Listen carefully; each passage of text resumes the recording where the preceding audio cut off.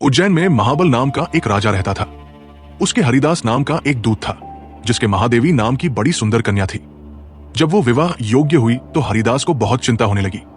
इसी बीच राजा ने उसे एक दूसरे राजा के पास भेजा। कई दिन चलकर हरिदास वहां पहुंचा। राजा ने उसे बड़ी अच्छी तरह से रखा। एक दिन एक ब्राह्मण हरिदास के पास आया।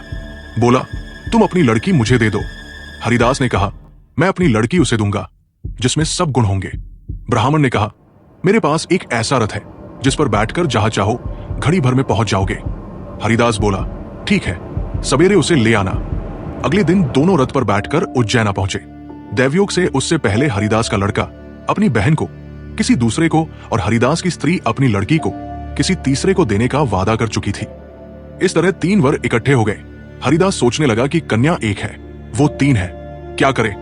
इसी बीच एक राक्षस आया और कन्या को उठाकर विंध्याचल पहाड़ पर ले गया। तीनों वरों में एक ज्ञानी था। हरिदास ने उससे पूछा तो उसने बता दिया कि एक राक्षस लड़की को उड़ा ले गया है और वो विंध्याचल पहाड़ पर है। दूसरे ने कहा, मेरे रथ पर बैठकर चलो, जरा सी देरी में वहां पहुंच जाएंगे। तीसरा बोला, मैं शब्दवेधी तीर चलाना जानता हूं, राक्षस को मार गिराऊंगा। वे सब रथ पर चढ़कर विंध्याचल पहुंचे और राक्षस को मारकर लड़की को बचा लाए। इतना कहकर बेताल बोला, है राजन, बताओ वो लड़की उन तीनों में से किसको मिलनी चाहिए। राजा ने कहा, जिसने राक्षस को मारा उसको मिलनी चाहिए, क्योंकि असली वीरता तो उसी ने दिखाई, बाकी 2 ने तो मदद की।